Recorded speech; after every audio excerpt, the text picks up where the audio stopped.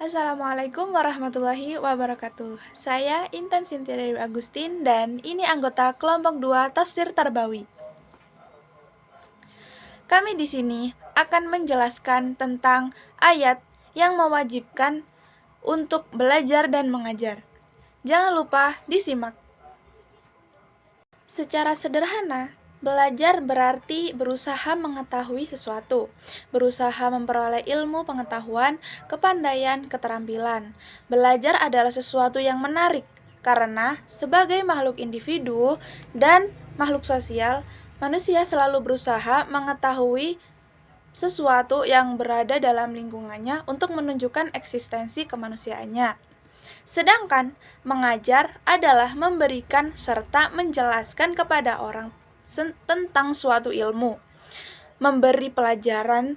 Dari definisi tersebut dapat disimpulkan bahwa kegiatan belajar mengajar merupakan suatu aktivitas yang dikerjakan dalam rangka memperoleh ilmu pengetahuan. Sedangkan dalam proses itu sendiri ada si pelajar yang menerima ilmu dan ada guru yang memberikan pelajaran. Maka dari itu, berbicara tentang belajar mengajar, kita tidak bisa dilepaskan dari ilmu pengetahuan itu sendiri sebagai objek dari kegiatan ini.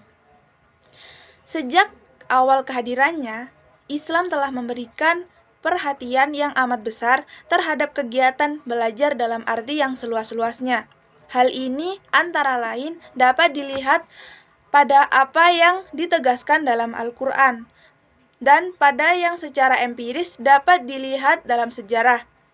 Yang dimaksud dengan belajar mengajar atau pendidikan dalam arti yang seluas-luasnya di sini merupakan pendidikan yang bukan hanya berarti formal seperti di sekolah, tetapi juga yang informal dan non-formal, yaitu pendidikan dan pengajaran yang dilakukan oleh siapa saja yang memiliki ilmu pengetahuan dan keahlian kepada siapa saja yang membutuhkan, di mana saja mereka berada, menggunakan sarana apa saja dengan cara-cara apa saja sepanjang hayat manusia itu.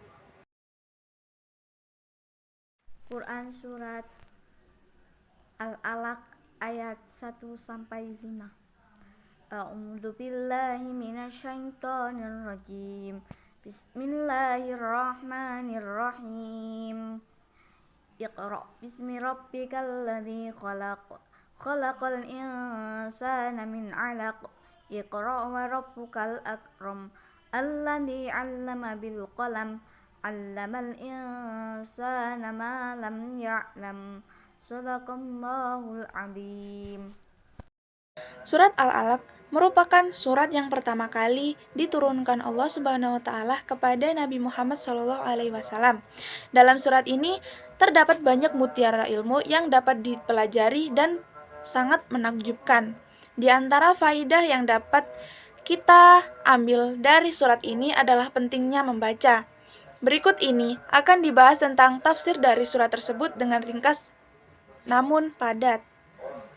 Ayat yang pertama, kata Iqra terambil dari kata kerja qara'a yang berarti menghimpun.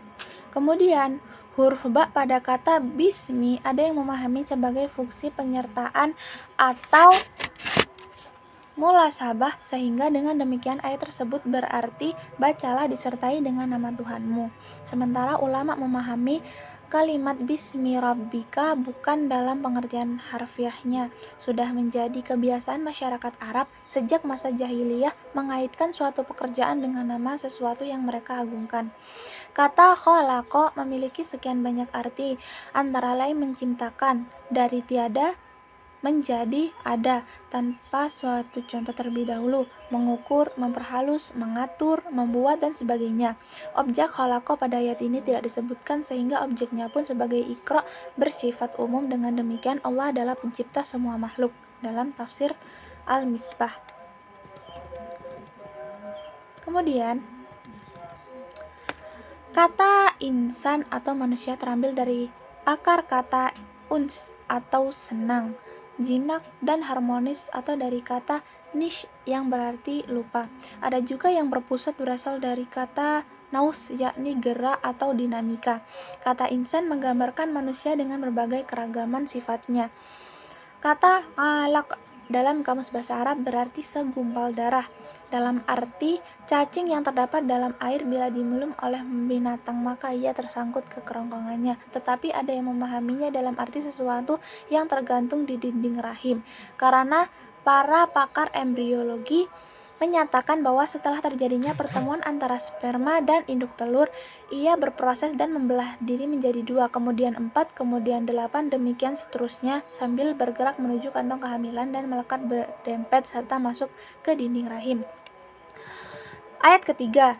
Ayat di atas memerintahkan membaca dengan menyampaikan janji Allah di atas manfaat membaca itu. Menurut Syekh Muhammad Abduh mengemukakan kemampuan membaca dengan lancar dan baik tidak dapat diperoleh tanpa mengulang-ulangi atau melatih diri secara teratur. Hanya karena keharusan latihan demikian itu tidak berlaku atas diri Nabi Muhammad SAW. Kata Al-Akram bisa diterjemahkan dengan yang maha atau paling pemurah atau semulia-mulianya. Kata ini diambil dari kata karoma yang berarti memberikan dengan mudah dan tanpa pamrih, bernilai tinggi, mulia, serta kebangsawanan. Ayat keempat.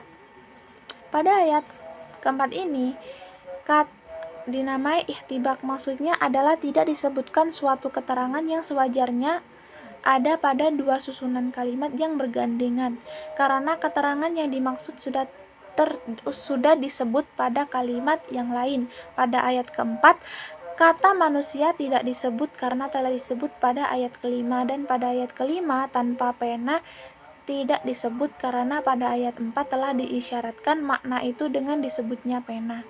Dengan demikian, kedua ayat di atas berarti Allah mengajarkan dengan pena atau tulisan hal-hal yang telah diketahui manusia sebelumnya, dan Dia mengajarkan manusia tanpa pena apa yang belum diketahui sebelumnya. Dari uraian di atas, kedua ayat tersebut menjelaskan dua cara yang ditempuh Allah dalam mengajarkan manusia. Pertama, melalui pena atau tulisan yang harus dibaca oleh manusia, dan yang kedua, melalui pengajaran secara langsung tanpa alat. Cara yang kedua ini dikenal dengan istilah ilmu laduni. Tentang surat Al-Alaq ayat 1-5.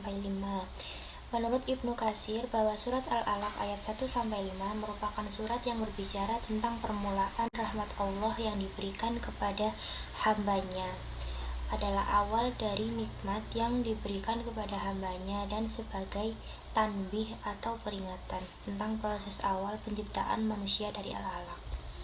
Ayat ini juga menjelaskan kemuliaan Allah Subhanahu wa Ta'ala yang telah mengajarkan manusia sesuatu hal atau pengetahuan yang belum diketahui, sehingga hamba dimuliakan Allah dengan ilmu yang merupakan kudratnya.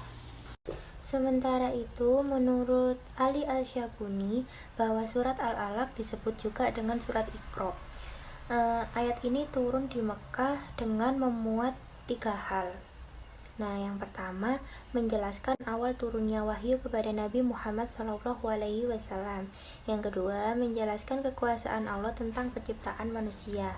Nah, yang terakhir ini menjelaskan tentang kisah celakanya Abu Jahal sebab mencegah atau melarang Nabi Muhammad SAW melaksanakan sholat. Quran Surat Al-Alaq ayat 1-5 menjelaskan tentang Allah memerintahkan kepada Nabi SAW dan umatnya untuk meningkatkan daya baca dengan melakukan aneka kegiatan penguasaan ilmu pengetahuan, dan mengingatkan kepada kita semua bahwa tanpa ilmu yang bersumber dari Allah Subhanahu wa Ta'ala, manusia tidak akan dapat berbuat banyak dalam kehidupannya. Al-Baqarah ayat 78-79. A'udzu billahi minasyaitonir rajim. Bismillahirrahmanirrahim. Wa minhum ummiyuna la ya'lamunal kitab illa amaniya wa inhum illa yadhunnun فويل للذين يكتبون الكتاب بأيديهم ثم يقولون هذا من عند الله ليشتروا به ثمنا قليلا فويل لهم مما كتبت أيديهم وويل لهم مما يكسبون Sadaqallahul Adzim. Selanjutnya adalah surat Al-Baqarah ayat 78 sampai ayat 79. Dalam tafsir Ibnu Katsir ayat 78 dan 79. Tafsir ayat ini menurut Muhammad bin Ishaq dan Ibnu Abbas mengatakan, mereka tidak mengetahui isi kitab tersebut dan mereka mengetahui kenabianmu Muhammad SAW hanya melalui dugaan belaka. Firman Allah Subhanahu wa taala yaitu dari kalangan ahlul kitab. Kata mujahid merupakan jamak dari kata ummi yang berarti orang yang tidak dapat membaca dan menulis. Hal itu dikemukakan oleh Abu Al-Aliyah Rabi bin Anas, Qatadah, Ibrahim An-Nakhai, dan ulama lainnya. Hal itu adalah yang jelas dan tanpa pada firman Allah. Maksudnya mereka tidak mengetahui isi kitab tersebut. Oleh karena itu di antara sifat yang dimiliki Nabi SAW adalah al-ummi, karena Nabi Muhammad tidak bisa menulis sebagaimana dalam surat Al-Ankabut ayat 48. Yang artinya, dan kamu tidak pernah membaca sebelumnya sesuatu kitab pun dari kamu, dan kamu tidak pernah menulis suatu kitab dengan tangan kananmu. Andai kata kamu pernah membaca dan menulis, niscaya akan ragulah orang yang mengingkarimu. Rasulullah SAW juga bersabda, artinya, kami adalah umat yang ummi, tidak dapat menulis dan berhitung. 1 bulan sekian, sekian, dan sekian. Hadis riwayat Al-Bukhari dan Muslim. Hadis ini berarti dalam menjalankan dan menentukan waktu ibadah, kami tidak membutuhkan tulisan dan hitungan sebagaimana firman-Nya dalam surat Al-Jumu'ah ayat 2. Firman Allah menurut ilmu Talhah dari Ibnu Abbas mengatakan yaitu obrolan dan pembicaraan yang sia-sia. Menurut Ad-Dahhak dari Ibnu Abbas mengatakan mereka berbicara bohong dengan mulutnya. Sedangkan Abu Aliyah dan Rabi'ah Anas mengatakan kecuali hanya angan-angan yang mereka harapkan dari Allah Ta'ala, yaitu apa yang bukan hak mereka. Firman Allah menurut Mujahid mereka itu hanyalah berdusta belaka. Sedangkan Qatadah, Abu Aliyah dan Rabi'ah bin Anas mengatakan mereka berprasangka buruk terhadap Allah Ta'ala tanpa sedikit pun kebenaran. Pendapat dari beberapa ulama tentang surat Al-Baqarah ayat 78 dan 79. Yang pertama dari Ibnu Jarir. Ibnu Jarir mengatakan bahwa orang-orang Arab menisbatkan orang yang tidak dapat menulis dan membaca kepada ibunya karena disamakan dengan keadaan ibunya yang tidak dapat menulis, tetapi bukan dinisbatkan kepada ayahnya. Telah diriwayatkan juga dari Ibnu Abbas suatu pendapat yang berbeda dengan pendapat ini, yaitu sebuah riwayat yang diceritakan oleh Abu Quraib. Dia telah menceritakan kepada kami Uqman ibnu Sa'id ibnu Bishr ibnu Imarah dan Abu Raub dari Ad-Dahlak dari Ibnu Abbas sehubungan dengan makna firman-Nya. Dan di antara mereka ada yang buta huruf. Arti dari Al-Baqarah ayat 7. Bahwa orang-orang ummi adalah suatu kaum yang tidak percaya kepada Rasul yang diutus oleh Allah Subhanahu wa Ta'ala, tidak pula kepada kitab yang telah diturunkan oleh Allah. Kemudian mereka menulis suatu kitab dengan tangan mereka sendiri, lalu mereka katakan kepada orang-orang yang bodoh dari kalangan mereka bahwa kitab tersebut dari sisi Allah. Ibnu Jarir memberikan komentarnya, telah diberitakan bahwa mereka orang-orang Yahudi tersebut. Quran surat Al-Baqarah ayat 78 sampai 79. Dari ayat di atas dapat diketahui bahwa belajar adalah suatu kewajiban bagi setiap muslim dan muslimah. Dengan belajar, manusia bisa meningkatkan kemampuan dirinya. Dengan belajar juga, manusia dapat mengetahui sesuatu yang sebelumnya tidak diketahui. menuntut ilmu adalah suatu kewajiban yang diperintahkan oleh Allah kepada hambanya. Maka apabila perintah tentang suatu kewajiban telah diturunkan, hal yang harus dilakukan seorang hamba adalah sami'na wa ta'na. Bismillahirrahmanirrahim. Ma kana li basharin an yu'tiyahu Allahul kitaba wal hukma wan nubuwata summa yakula linnasi kunu ibadan li min dunillahi walakin kunu rabbaniyina bima kuntum tu'allimunal kitaba wa bima kuntum tadarusun. Bismillahirrahmanirrahim. Inna fi khalqis samawati wal ardi wa ikhtilafil laili wan nahari la ayatin li ulil albab alladzina yadhkuruna Allaha qiyaman wa qu'udan wa 'ala junubihim wa yatafakkaruna fi khalqis samawati wal ardi Rabbana ma khalaqta hadza batila subhanaka faqina 'adzabannar. Shadaqallahul 'adzim. Quran Surat Ali Imran ayat 79, 190, dan 191. Tafsir Al-Misbah Quran Surat Ali Imran ayat 79 oleh Muhammad Quraisy Shihab.